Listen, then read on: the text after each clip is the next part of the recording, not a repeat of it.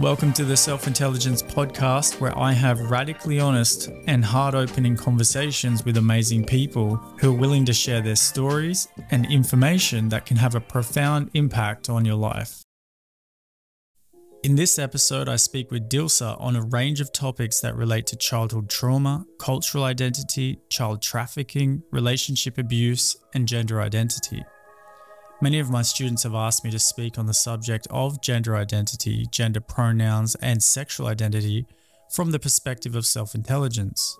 Dilsah, who identifies as non-binary, which means they do not conform to the traditional beliefs around gender, has come on the podcast to hold space for me to discuss the role ego and consciousness plays in evolving beyond the current divisive argument on gender identity. This podcast offers a soup of awareness for anyone who is interested in identity trauma and wants to go beyond concept, belief, and limiting perspectives on the gender identity debate.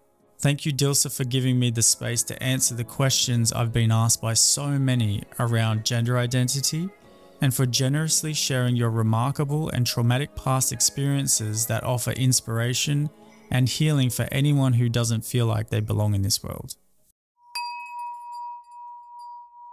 Thank you, Dilsah, for coming on to the Self-Intelligence Podcast to have a radically honest conversation about a touchy subject, a subject that has some controversy, or a lot of controversy around it. And I'm really thrilled to have you on because I feel that we can have a very conscious conversation around the subject of gender identity, essentially, sexual identity, pronouns, all this stuff that's going on around in the media and in social media, causing all sorts of challenges for people, divisive conversations, heated stuff, right? I mean, I listened to Ricky Gervais recently. He's a very controversial, famous comedian.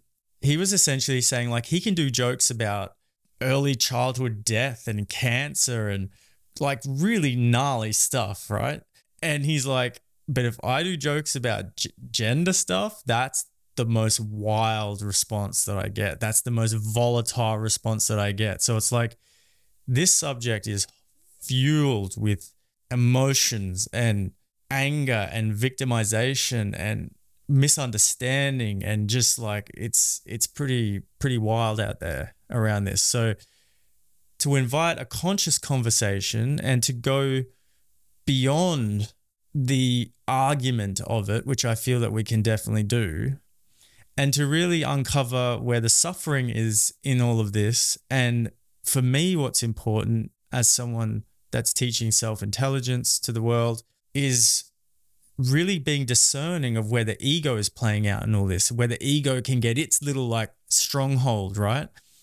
And go, this is a nice little hiding place to get a lot of food for drama and the pain body and essentially, fear and all of that. Exactly, right? So it's like, let's get some understanding around this and the importance of it, and also reveal the part that creates the suffering, which is really what we're trying to deal with here, isn't it? It's a removal of suffering. It's a removal of unnecessary belief systems and ideas, but not replacing it with the same problem, right? Which is clearly is what can happen. So let's wind it all back. That's what we're going to be kind of delving in with. Because you reached out to me saying, loving the podcast, and I'm doing a creative performance on non-binary stuff. And I'm like, that's an amazing subject. So why don't you tell us a little bit about yourself, perhaps your nationality, and a little bit about your experience of not really belonging anywhere that you could place into a belief system, right? And how that's played out into your creative expression. Yeah. My name is Dilsah, and it's not even my name. So I was born in Sri Lanka, but as you can hear, I have an accent because I was born, and then the life, decided for me to be part of this child trafficking. So I was part of the child trafficking. So as soon as I was born, they stole me from my mother. And so this child trafficking was between late 70s to late 90s. And then they were selling babies to European families. So I end up in Switzerland. So you're taken from your mother in Sri Lanka, stolen, trafficked to Switzerland. Yes. 2 months of my life, I have no idea what happened to me. And there's a huge gap. There's a huge gap of information about on my birth certificate. Everything is fake. So I have no, like that's what I say, like I have a name, but it's not even sure that's my name, real birth name that my mother would have chosen, So, all of this, it's not my birth date. I like it. I like it now. And I like the numbers and I like that, I like the belief around like the Amman areas, but it's not sure. Dilsah, you are saying some profound things already, because the conversation that I'm speaking about all the time and that is the essence of self-intelligence is, who am I? And oftentimes when someone says or is asked, who are you? Who am I? It's my name. I'm, my name's Chris, or my name's Dilsah, or whatever the case is. And you might add to that with, my name's Chris and I'm a Taurus, or my name's Dilsah and I'm an Aries, or whatever the case. But you have this story that says, well, none of that's actually who I am, because I was told that my birth date is this, but it's actually not. I was told that my name is this, but it's actually not. I'm told that my star sign is this, but it's actually not. And yet I still exist beyond all of that, don't I? I'm not my name, clearly.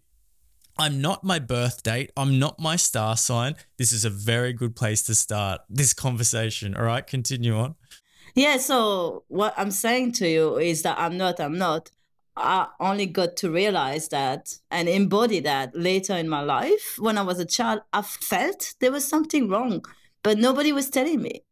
And then further information will be coming up in the news, will be like unfolding, because this was kind of a secret, this child trafficking stuff, because important people were involved, like judges, courts, nurses, social services, countries.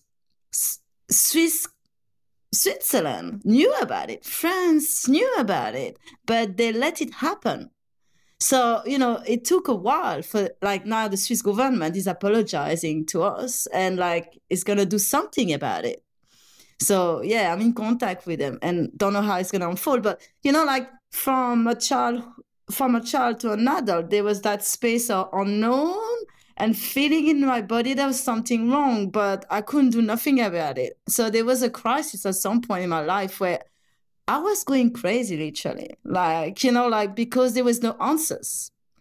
And I know, like, there was that place of void, that dark space, that place. It's not dark, but it was very scary because there was nothing, like you said, to hold on to, no answers.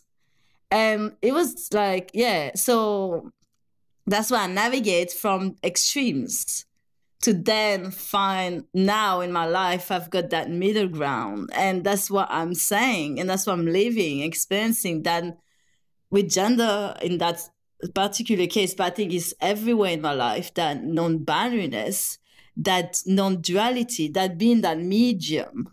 And because I explored all the space, the extremes, living in a white family, in a very white conservative, belief system, and then going to the extreme and living in that other culture and trying to get answers on the other side. And, so all my life I've been navigating all extremes to finally find the middle. Okay, let's look at this. So there has been this desire inside yourself to somehow find yourself from the outside. Where was I really born? What was the real story? Something doesn't feel right somewhere about all of this. But the fact being, you weren't going to get those answers, or you couldn't access those answers, right? And so being in the turmoil of not being able to find yourself, if you like, from those external sources that a lot of people have much more easily accessible. It's a very rare experience, I would say, to be stolen from your parents, right? So that's a unique experience. That is why I wanted to speak to you about this, because you can speak so directly around it. Let's just break it down a little bit slower, how you kind of came to that middle place, right?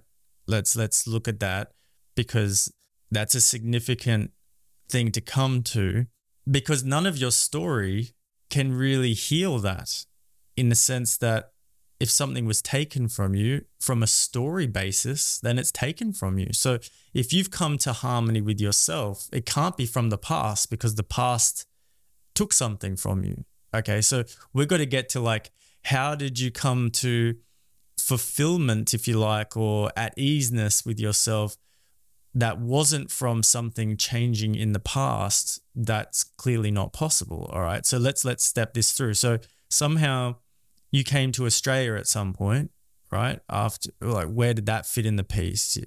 I was going through a hard divorce, and I needed to get out of I needed a change. And I took all my family. I have 4 children at the time. No, they're not children, but I had 4 kids at the time. And okay, you were in France at the time that you had 4 children, and you had a husband as well. Okay, let's stop there for a little second. So, because this experience must have brought up some inner conflict with where you are now, right? So how did you even get into this marriage? How, tell us a little bit about that. oh yeah, that's a very good question. That is the experience of the belief that I grew up with, that, first I needed to get married. I got married very young in my life. I didn't have much experience in my life. I was just 18. All I wanted is answers. So I just say, I need a man.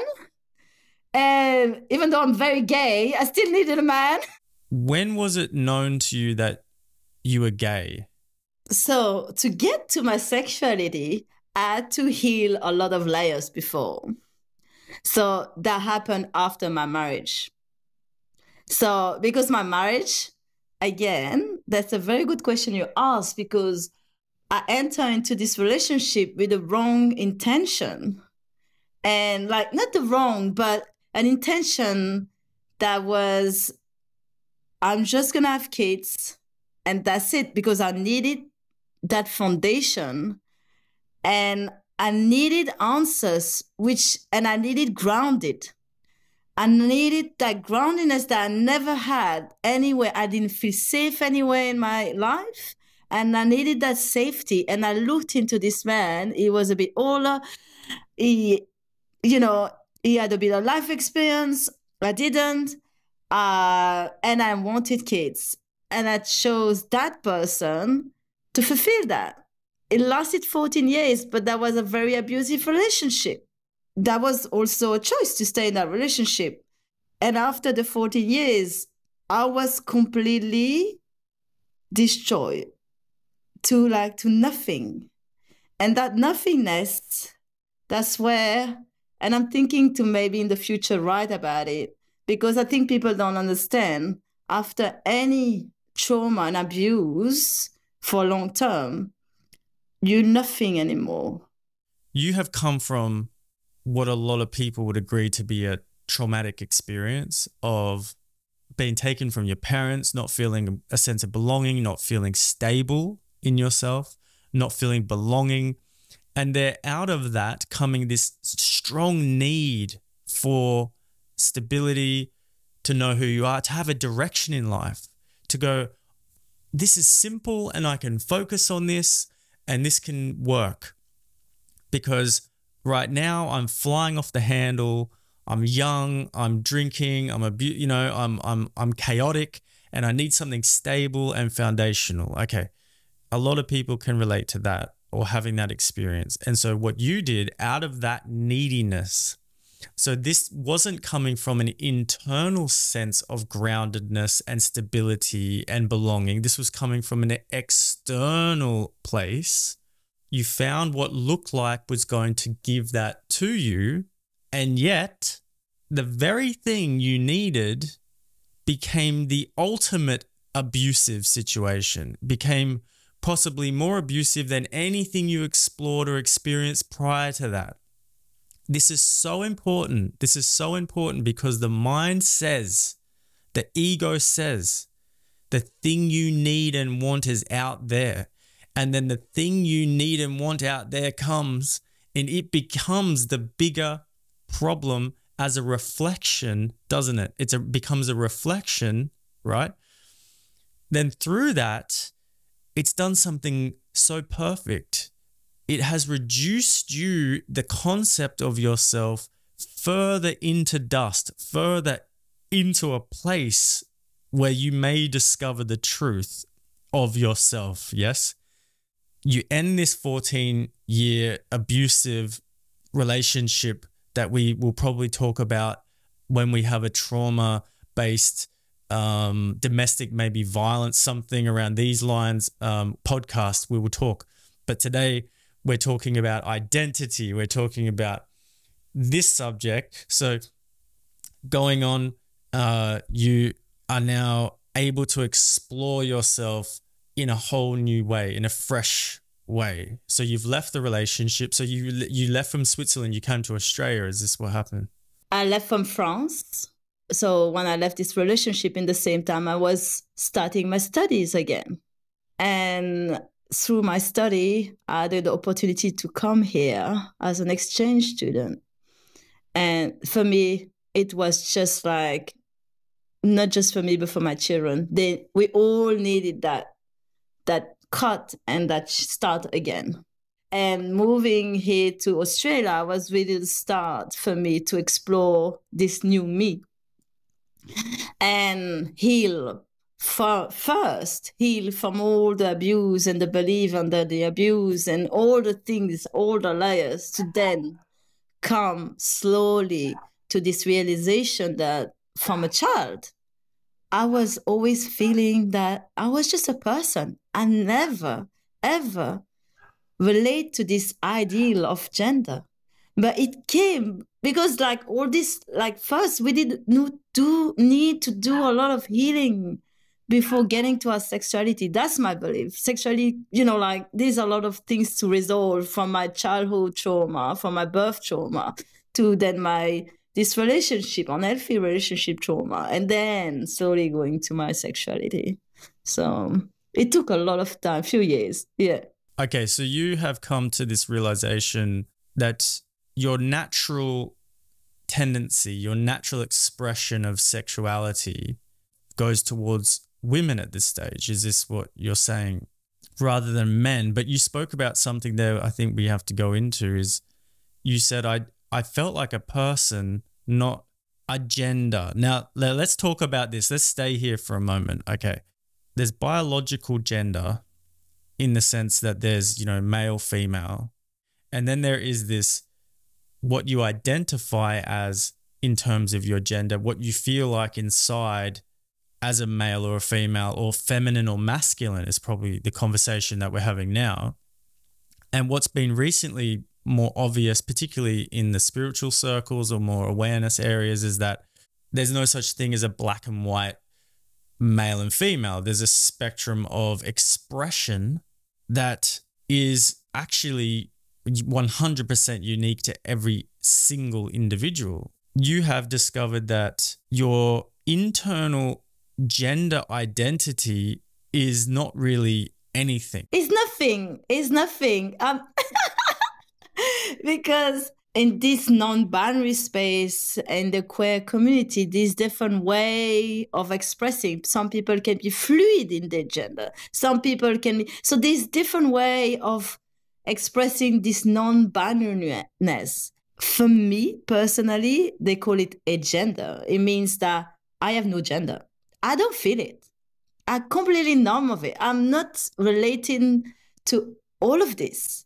And this, coming to Australia is interesting, coming to an English-speaking language where we speak more about this than maybe French countries, because French is very gendered in every way. In the way we speak, it's very hard to not gender anything. The language is motivated by gender. So, so that's going to be hard for the culture to change.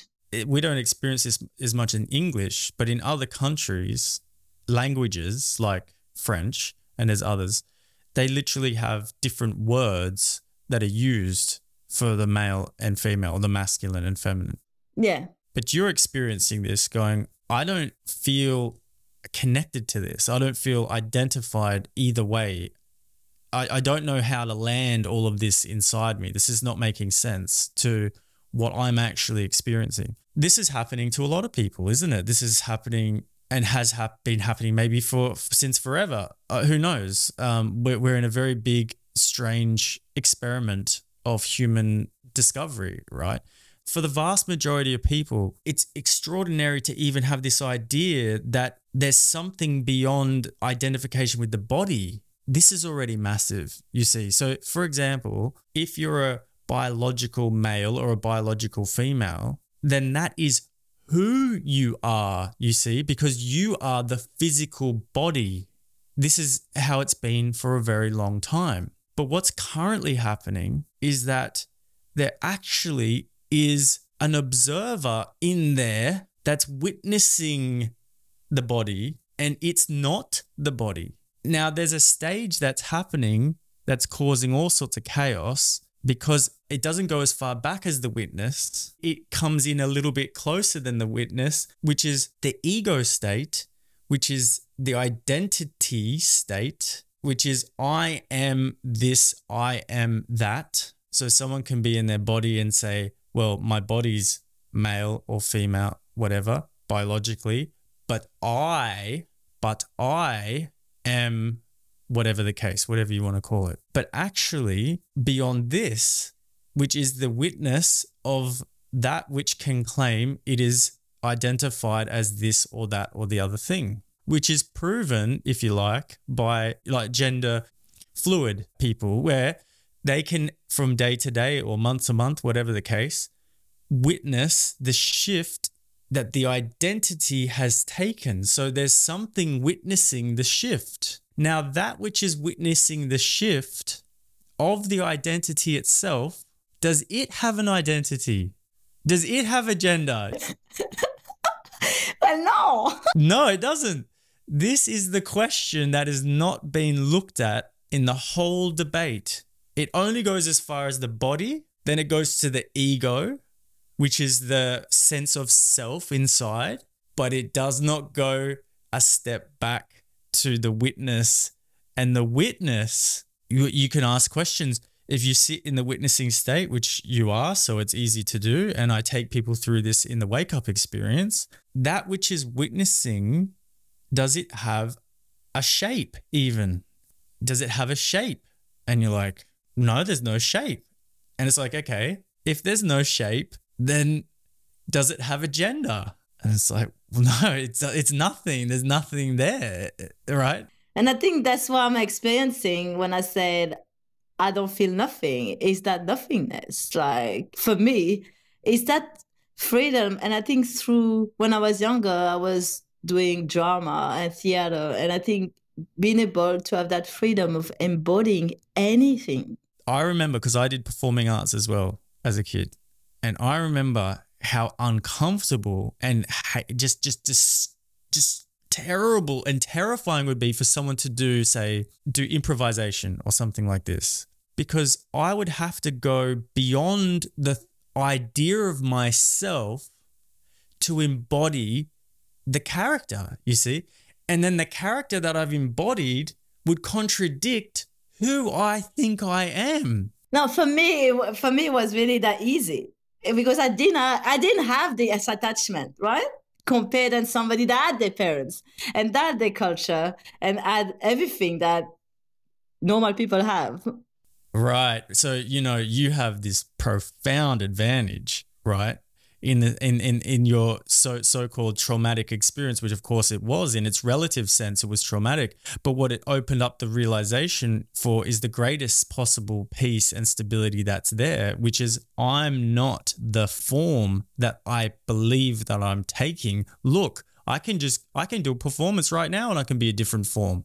I can be a completely different character. I can take on completely different characteristics if I want to, right?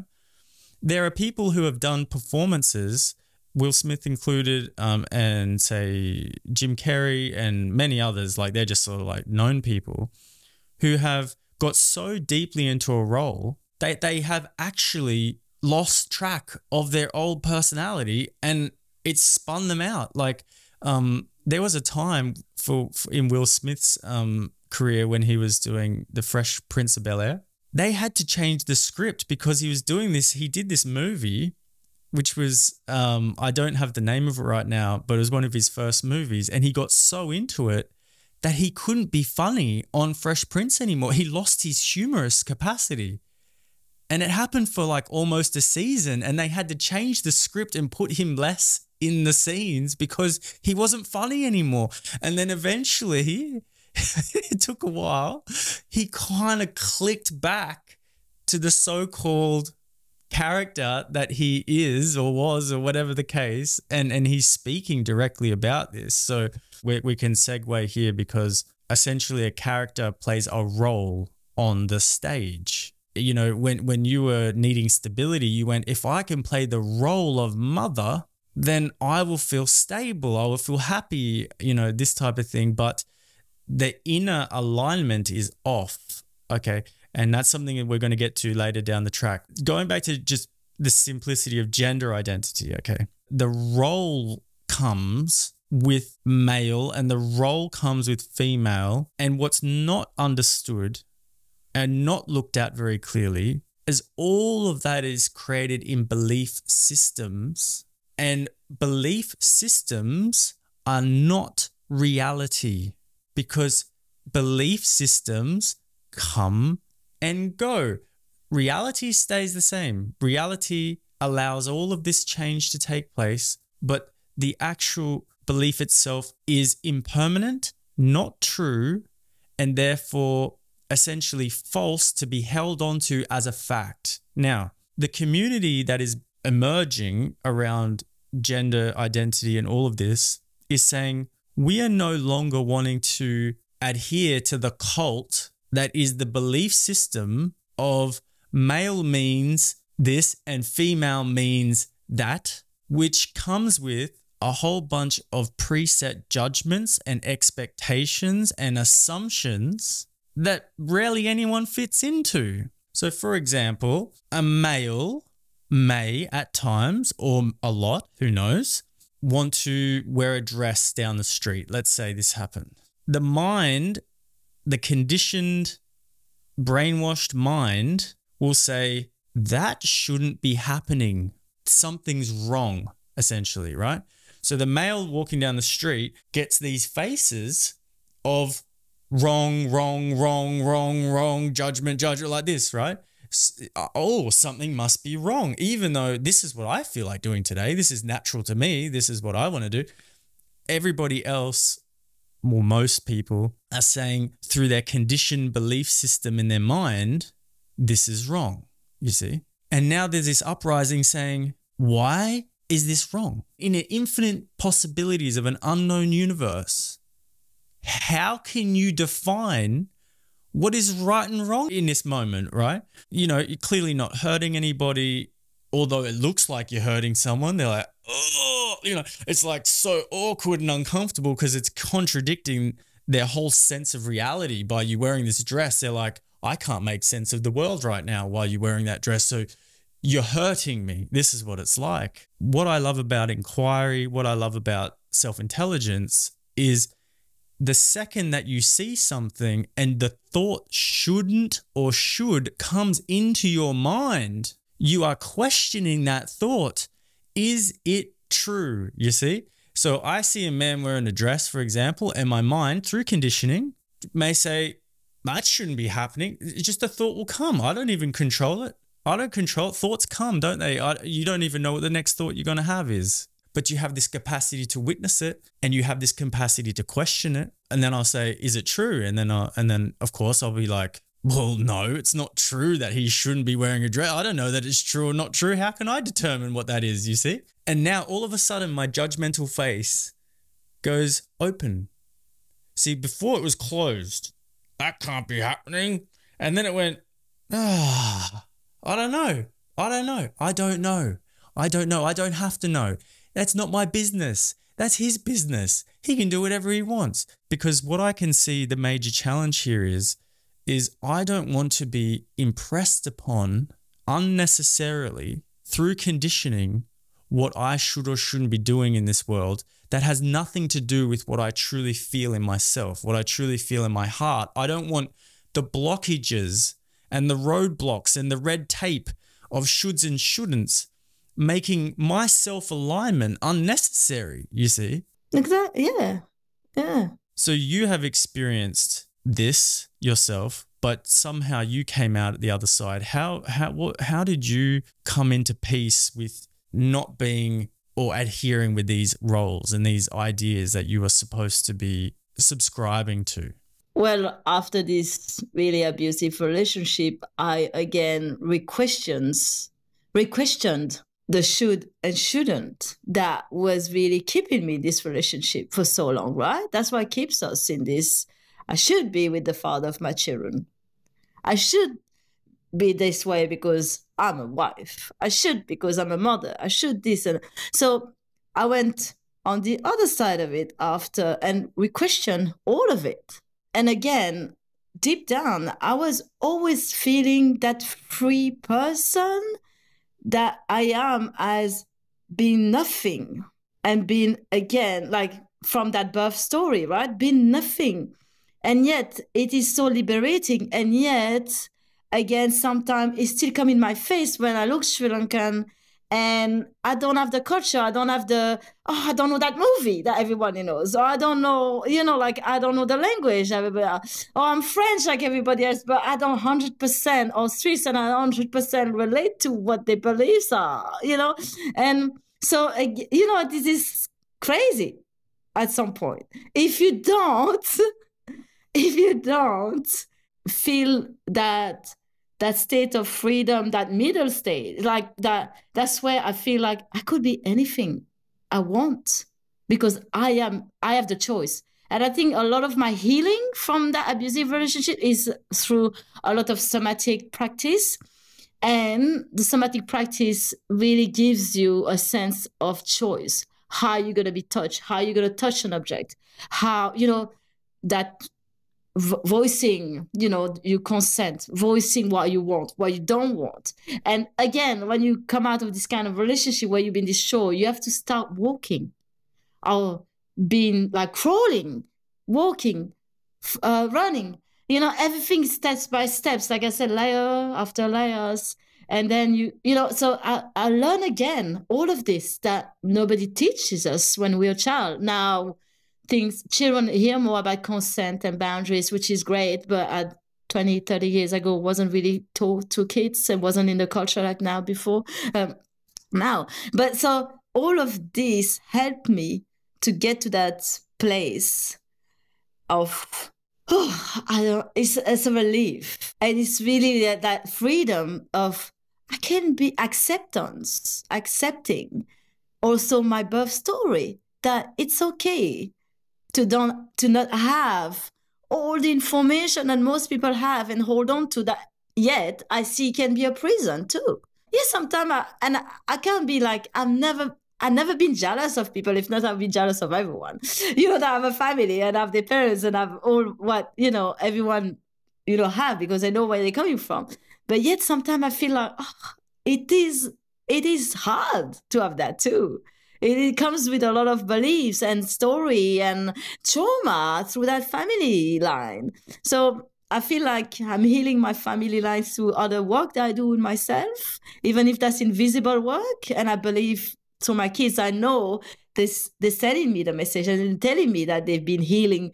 They're showing me that the work I do is also for my kids and the generation before and after.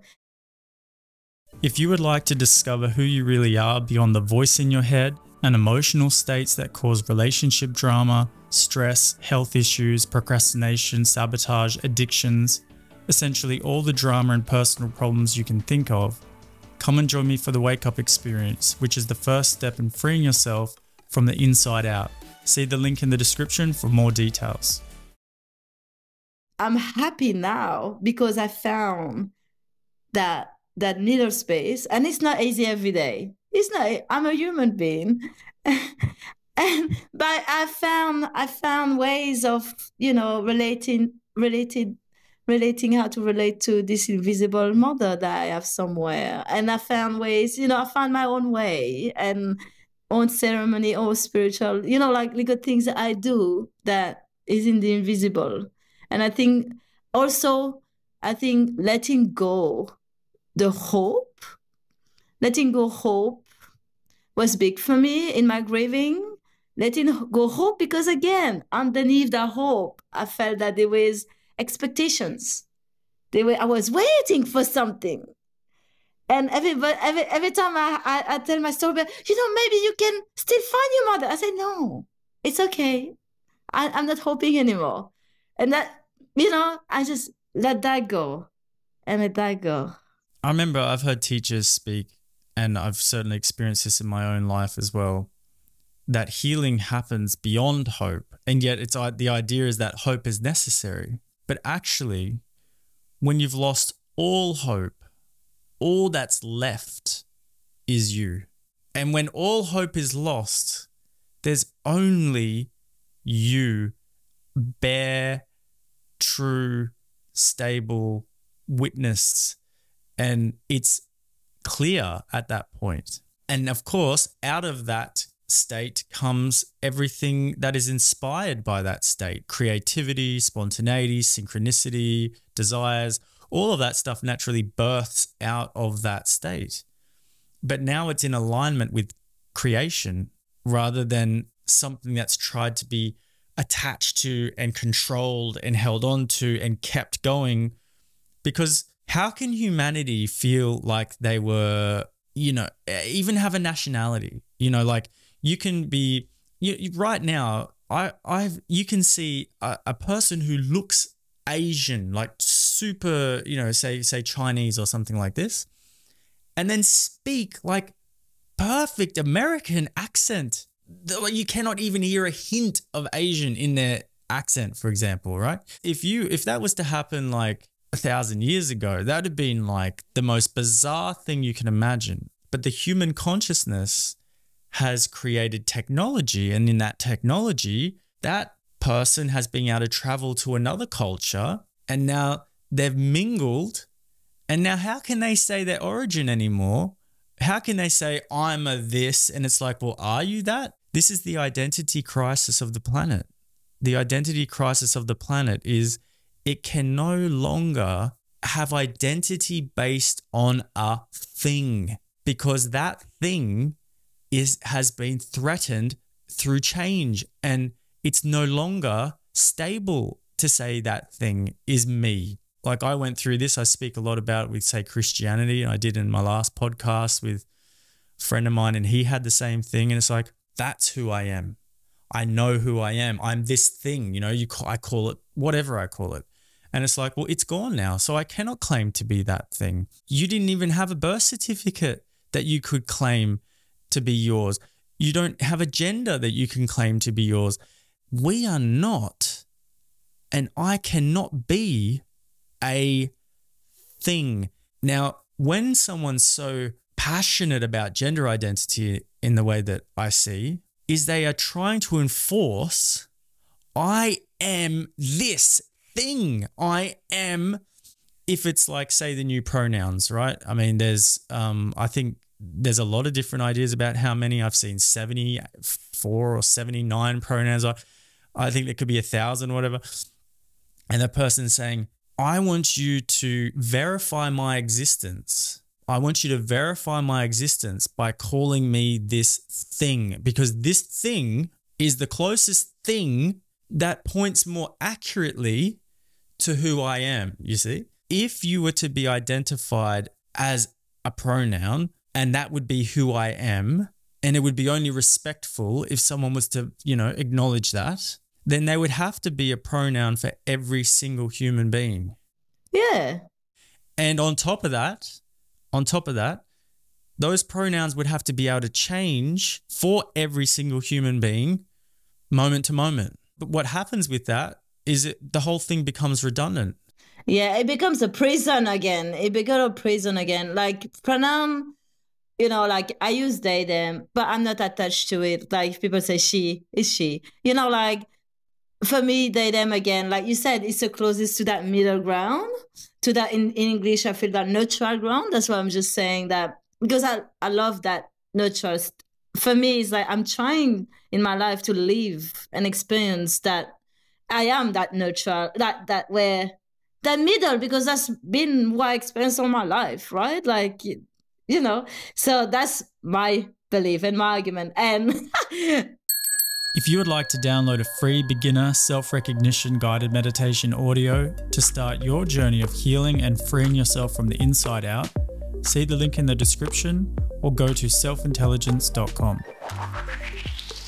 The middle ground, let's talk there, because you just said something that's very important to me. You said that's what I believe. Let's look. Even right now, let's look. If you close your eyes, and this is what the point of meditation is, and self-inquiry and self-recognition, the point is to verify in your experience beyond belief that there is this capacity to witness the body. There's this capacity to witness thought. There's this capacity to witness feeling and intuition. There's this capacity to witness the expression of a certain type of sexual energetic. You're the witness of that. Because you can claim it. You can say this is that. You can feel all those things. Yes. Mm-hmm. And now let's put the attention on that which is witnessing. Does that which is witnessing all of that, does it require you to believe in it for it to be witnessing? Does the witness need your belief to witness? No. Okay, so the witnessing doesn't need belief. No. Now, do you create the witness? No. So does the witness happen just completely naturally, just automatically there? Yeah, it is here. Always. It's always just here, isn't it? Okay, so we just went beyond belief. And anybody who lets themselves be that witness, and you can even feel for in you right now, in this space of witnessing, is there a sense of that you would be destructive from that space? Do you feel like you'd be disrespectful from that space? Do you feel like you'd be judgmental from that space? Or does it seem more like you would be understanding, you would be able to listen, you'd be able to even be honest from there because you're able just to see what is? You're not hiding anything from that space. There's a natural maybe transparency. Is there anything to fear? No, there's only love, right, in that space. That was the main thing in my life. Like, that's the love that I missed, I didn't have, and I was always looking from my mother, and then I foster adopted parents, and then this and that. And then finding that love within myself in that space, then just like shifted everything, right? This conversation around gender identity, around pronouns, around all of this stuff, it's not generating that in many cases for a lot of people. It's generating confusion, complexity, anger, more ideas of right and wrong, more ideas of what should and shouldn't be happening. If we're willing just to go one step back from there, just go one more step back, we can all meet.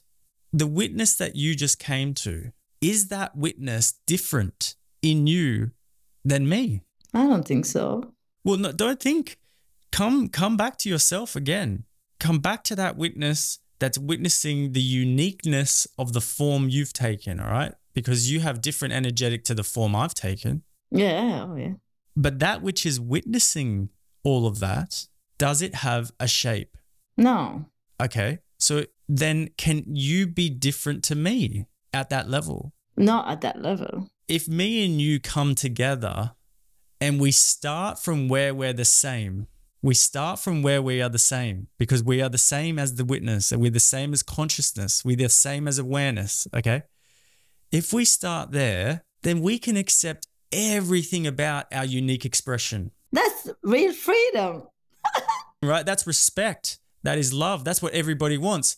But instead, Dilsah, it's let's start at identity that is different from each other.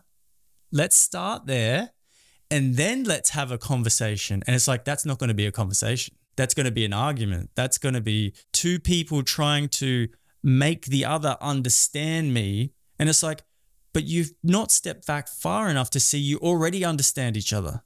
You already understand each other as the same witness. But are you willing to let go of those beliefs and all that stuff you're attached to? Are you willing just to step back enough to see that first? And the ego inside is going, yeah, but what about what would happen to me if you did that? The ego doesn't like this. You know, the ego, which is the identified state. I'm identified as this pronoun, that gender, that sexual orientation. That's me, that's me, that's me, that's me, that's me. And both me and you right now went, actually, we're not fundamentally any of that first.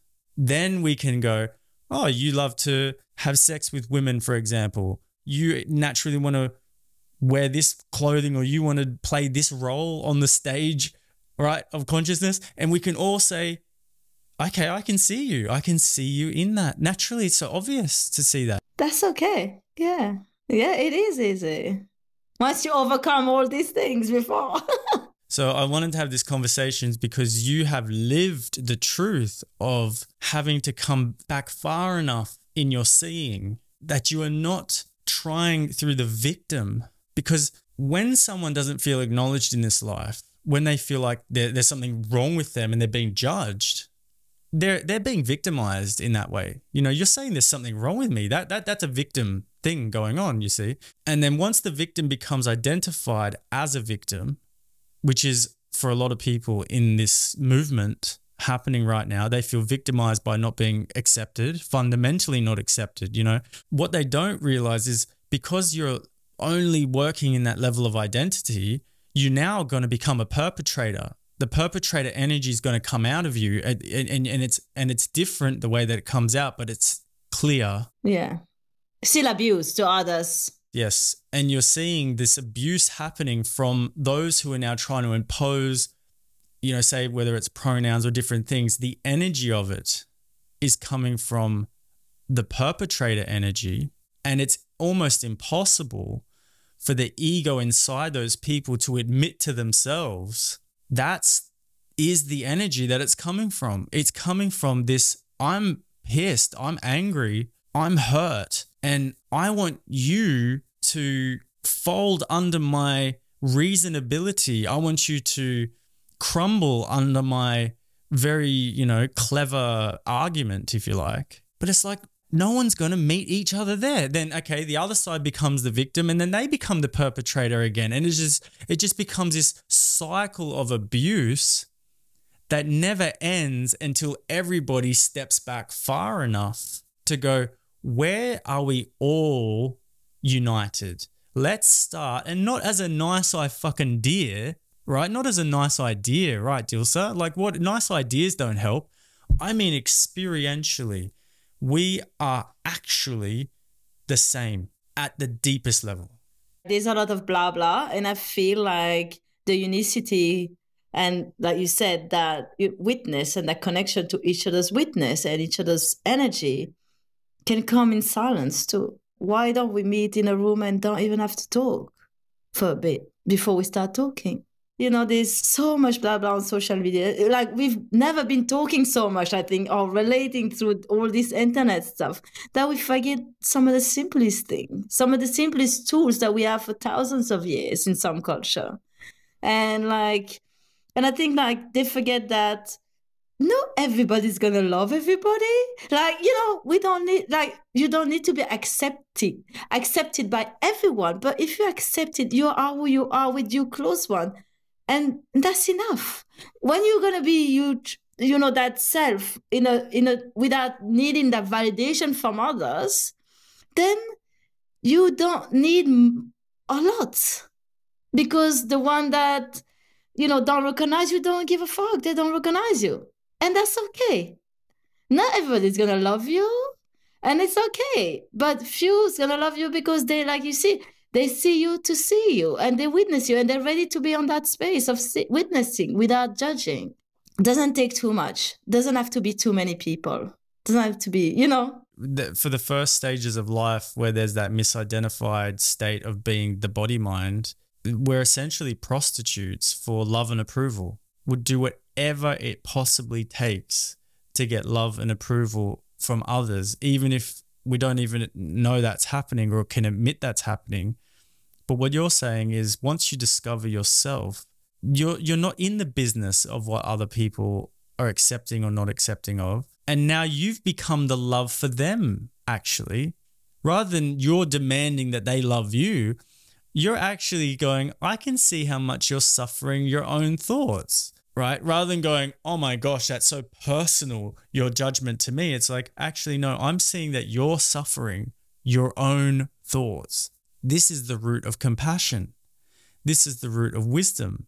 Now I don't need to become the perpetrator because I'm compassionate to your ignorance, and not in a mental way, not in a, oh, I feel sorry for you, you're just so ignorant. It's like, no, that's bullshit. That's coming from arrogance, and you can check with yourself where things are truly coming from. And I love your vibe, Dilsah, that there's such a sincerity in your expression that you have truly landed in a safe ground within yourself. Yeah, it's good to talk to you because I know you witnessed different me, and that we did the vulnerable work together through different things you were doing in the past. It's nice to, when I remember you, I remember like also the person I was at that time when I first met you. We've done work together in the past, and pretty much all the work that I offer the world will put you in a very vulnerable state. And in that vulnerability, we discover our power. You see, we discover stability. We discover what we're looking for. We discover that we are love intrinsically, not personal love, the way that we are trying to create. And those bonds are so strong, aren't they? When we find these things together, when we come into community together, and it's the highest possible value you could have with another human being is to discover each other when you're completely bare of everything. And it's like, hey sister, hey brother, hey whatever you want to call it,